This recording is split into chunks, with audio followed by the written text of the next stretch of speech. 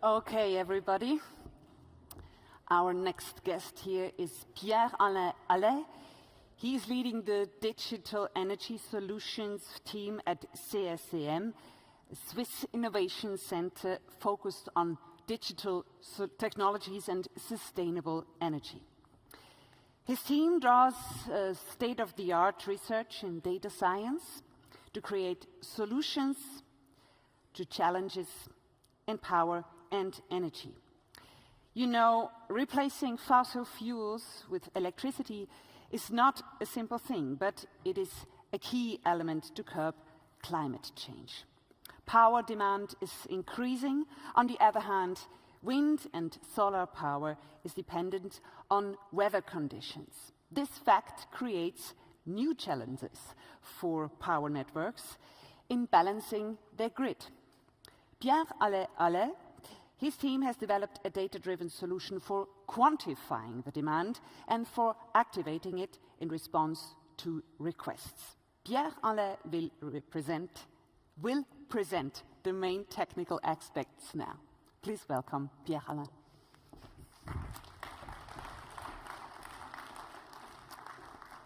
Thank you very much for the introduction, and good afternoon, everyone. For some of you, maybe my first challenge will be to explain the title of the talk. What do we mean by flexibility? That's that kind of thing? Obviously not in this context. Flexibility in this context is the ability of customers, energy customers, to adapt their production or consumption patterns to certain requests. And they can do that either locally or through an aggregation. And why do we need that in the first place? If we look at what's happening in Switzerland, last weekend, as you know, Switzerland approved the Climate and Innovation Law, which made at least two groups happy, the campaigners and the homeowners who ended up with this big fat pile of cash from the Federal Council on their front door. To do what? One of the main measures is to electrify heating and cooling through the installation of heat pumps in particular. And that's part of a larger pattern to decarbonize the energy system, to ensure that we can get back to sustainable levels of CO2 emissions. There is a big drive to electrify and energy consumption and to power that electricity with renewable sources. Now that brings challenges to the networks on the two sides. On the production side, one big challenge is the fluctuation over time of renewable power production coming from fluctuating weather patterns. And you've heard, for example, the talk by Rafael Carrillo earlier this afternoon about how to forecast that. For this challenge, flexibility is a major asset because you can adjust the consumption patterns or bring online some additional production to compensate for this fluctuation in production. And so if we deploy that at scale by 2030 at the European scale, that can bring significant increase in the amount of renewable electricity that we're actually able to use. The second aspect of the electrification of demand also brings challenges in terms of network congestions, because all the energy that used to go through fuels, liquid fuels, now have to go through electricity, electric cables on the grid. And depending on where countries are starting from, we see the challenge occurring more or less early. The map that you can see here is the current map of the Netherlands with all the regions where it's, there are grid congestion. So if it's red, you cannot install any EV charger, for example, because there is not enough capacity. And for that, again, flexibility is very attractive because if we can adjust the demand pattern, we can reduce the peaks, so use in the most efficient way the wires that we have, and that can save dozens of billions in investments by 2030. Now, what can we use as flexible demands? There are a number of solutions that are listed here. I would want to point two main observations from this list. One is that the potential is not always activated or economically activated. That's the case, for example, of the industrial load that is in the center. That's where there is a substantial power potential in Europe. But predictions are that it will be very little used because of the cost. So, on the other hand, some sources will be much more economical to use and will represent the bulk of the flexibility. And that's, in particular, the last two assets that we see on this graph, which are the electric vehicle charging and the heating in residential buildings. So that's the two kinds of resources on which we focus in my group. Now, the question is, how do we make these assets flexible? How do we give them the capability to adjust their consumption pattern on request? And the starting point for that is optimal control. That's the way many modern technical systems are operated today, where you have a model of the system that you want to operate, you run scenarios, how it would react to certain set points, and you choose the best scenario and implement it.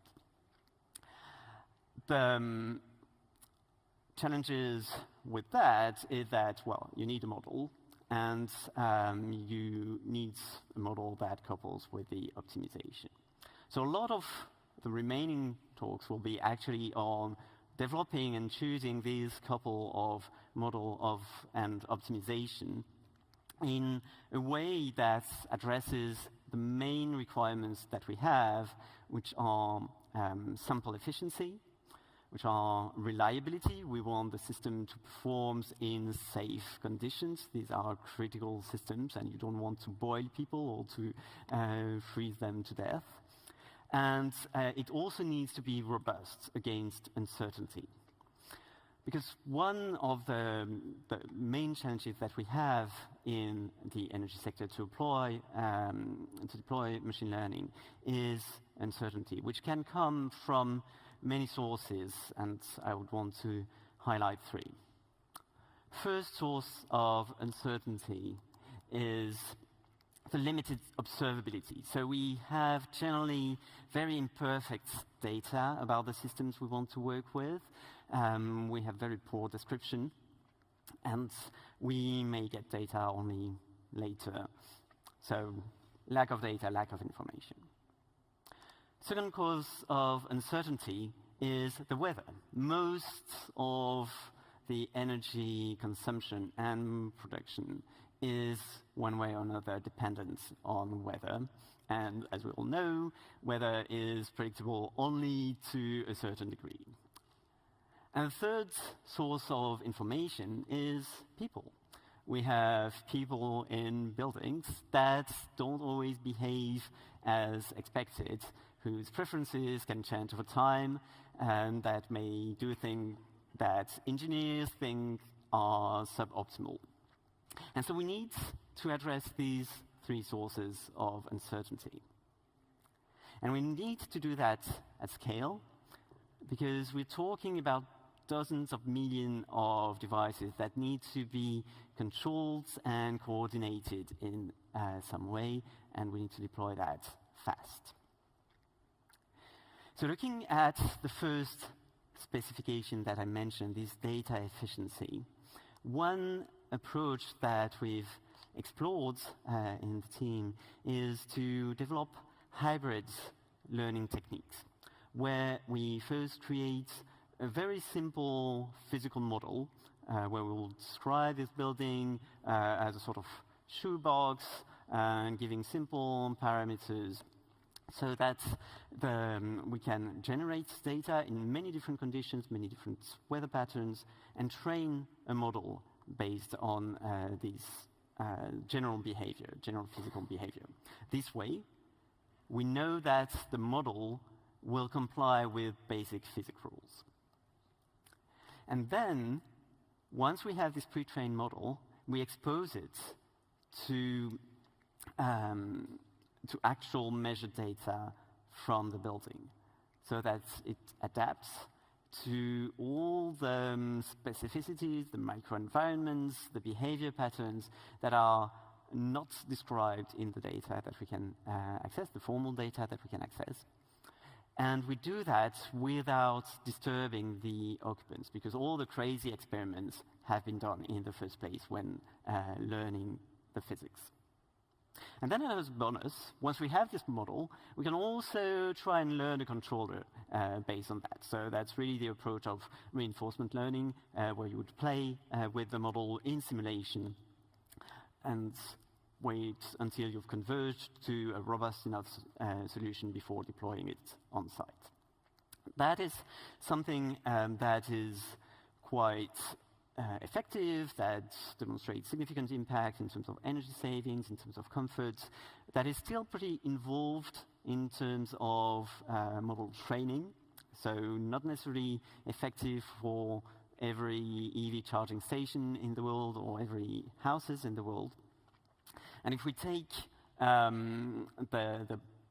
the last bits, if we look at this couple between model and controller, some people will not be confident with an RL-trained controller for energy assets. And if we take the previous step, then we can wonder whether it is the right kind of model to put in a controller. And the question is that we ask ourselves is a better model always better? So is a more accurate model better to control the system that we have at hand? And so we ran an experiment with two kinds of models. We first went pretty classical with a linear state space model, where the basic state is an autoregressive model, and we put a nonlinear model for the power consumption. And then, to compare, we built a fancier model, deep learning model with encoder, decoder, LSTM cells to better represent all the nonlinearities that you may have in these systems. The results is, as you would expect, the deep learning model and encoder-decoder perform way better in terms of representing the system. So if you want to know what the system behaves like, very good choice, and if you have the time to train it. But when it comes to control and running a building based on that, then the simpler model, with state space models and nonlinear outputs, actually perform way better in terms of both the energy consumption and the comfort of the occupants, much fewer constraints violation.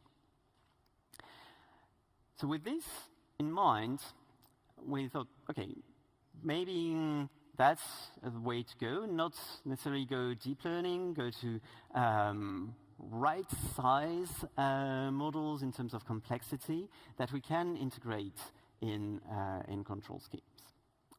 Now the next step is to include that in the operation of flexibility. And it goes in a sort of circle where we collect data, forecast flexibility, aggregate that, and dispatch on request.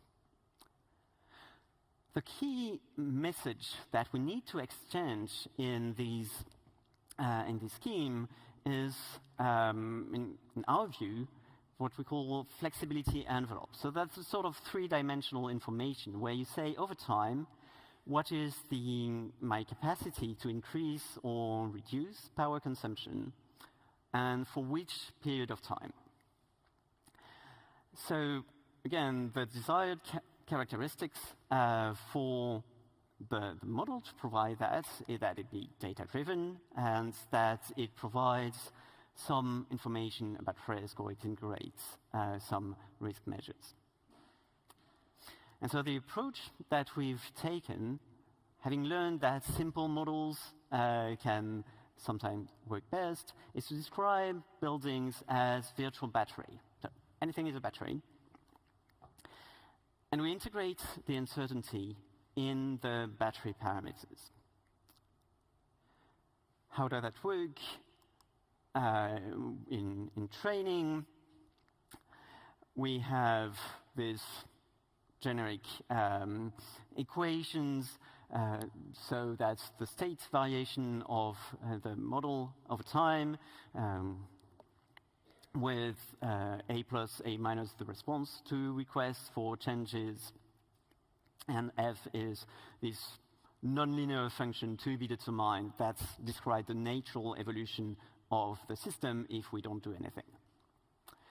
And so to train and learn this model, we split the data that we have into different segments depending on the operation conditions. And for each segment, we will be able to learn the parameters that describe these, the part of the model that correspond. So when there is no request, then we can learn this nonlinear function that describes the evolution of the system when there is no request. When there is a request for increased consumption, then we can learn these A+ parameters. When there is a request for decreased consumption, we can learn the A- parameter. And then in between, we can learn how the system relaxes once we've stopped sending this request. So that's for the theory, and we've, or rather Paul, who's a PhD student in our group, has demonstrated the suitability of this approach to integrate uncertainty measures and to really optimize the value at risk. And the next step is to validate that. How does that work in practice? So we've integrated this approach in microservices for demand-side flexibility. So that's some services that run on the clouds, either on-premise or public clouds, that will collect inputs from the different assets through APIs, that will collect forecasts for the environmental conditions, weather, prices, CO2 content on the grid, for example, for different use cases. And then we'll compute, one service will compute the flexibility estimate, and another will compute the dispatch plan. So how do you activate them?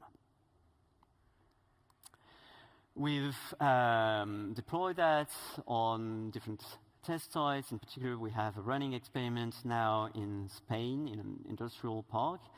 And what you can see on the graph on the right is the way the uncertainty integration works. So you have the three forecasts of the mean estimate, the upper bound, so 95% probability, the lower bound, 5% probability, and you have the red curve, which is the actual evolution of the state of the assets that we monitor.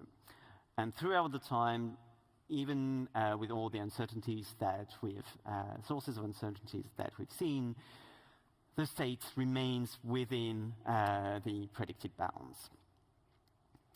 So that means that we can really rely on that information to plan dispatch. Now that's for one side, and one challenge that we routinely face is, on one hand, how to prove that this approach is better than competing approaches, and on the other, how to see how it scales. And we do that with an open source library that we've internally developed called Energym. So if you have any interest in reinforcement learning, I guess you've guessed where the idea comes from. And this library provides APIs to interface with different models of buildings with different assets so that you can deploy any kind of controllers that you want on any number of buildings and test how that works. It includes some very detailed physical models of buildings so that we are confident this is realistic. And the outcome of that simulation shows the results of these transactions around flexibility. So we have a baseline consumption for this, in this case, an aggregate of 10 buildings that is communicated. That's the blue line on the graph. Then you have the aggregator that sends requests for flexibility at different times of the day, in this case to cut the aggregate peak. And the different buildings will commit or not, depending on the request and their own estimate of their situation. So you can see with the gray bars that in some cases, the buildings are not capable of committing to everything that is requested. The good side, though, is that when they do commit, they deliver. And as you can see, the yellow line is right where it should be once the committed flexibility has been delivered. And you can also notice these sort of random-ish fluctuations in between. That's by design. There's these periods that we've seen in the training phase where you stop sending the request, the system relaxes and goes back to a more stable state. So in summary, what we've seen is that flexibility, this ability of energy assets to adapt their behavior on request in terms of production and consumption is a very useful tool to reach, in a cost-effective way, the goals of the energy transition, to accommodate more renewables and to electrify the end demand. That there is a massive scalability challenge. We are talking about tens of millions of assets, and this is why we really think that data-efficient ML can make a massive difference in the deployment of flexibility.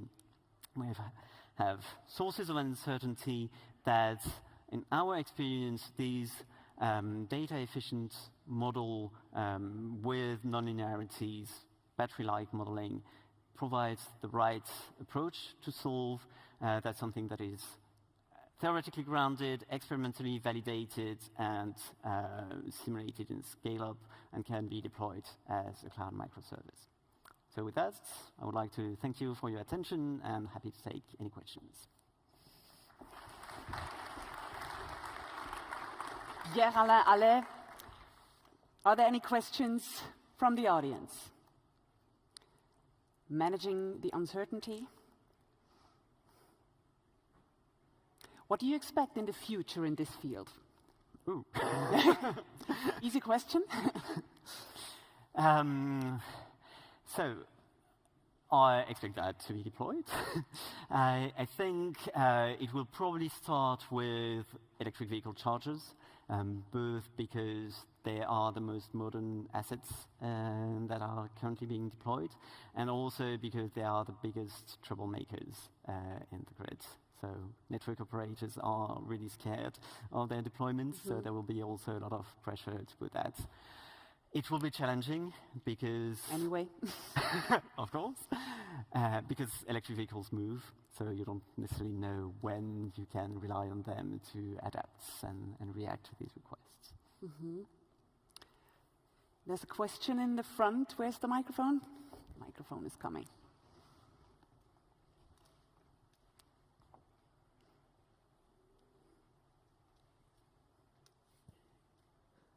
Very interesting. Thank you very much. The other side of this equation to optimize this would be like integration of prices and weather forecasts and stuff like this. Did you already look into the standards that are there, or have you proposals for standards for utility companies to use to show their prices on a quarterly hour basis or stuff like this?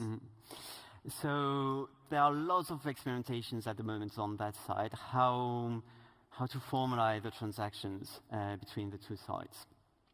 On our side, we as a group are focused on the two extremes, I would say, so forecasting the needs for flexibility by estimating when there will be hotspots in the grids and how to address that from the demand side. The market matching is not our core specialty. We work with other people who set up either platforms or work on the economics of that. You have two main philosophies. One is more regulatory-ish, I would say, where network operators set profiles, grid profiles that reflects their needs, and then it's up to customers to find a service provider that will help them deploy this sort of solution. And the other approach is more market-based, where you have transactions and you have companies like Nordes, for example, in Norway, deploying these marketplaces that can match in real time or near real time the needs and the offers of flexibility. And so far, the field is open. Nobody has won the competition. But it would work for both? Yes, yes. So our scheme is adaptable to both. Of course, there can be a bit of adaptation because that will change a bit the nature of the signals that are exchanged. Thank you very much. Further questions?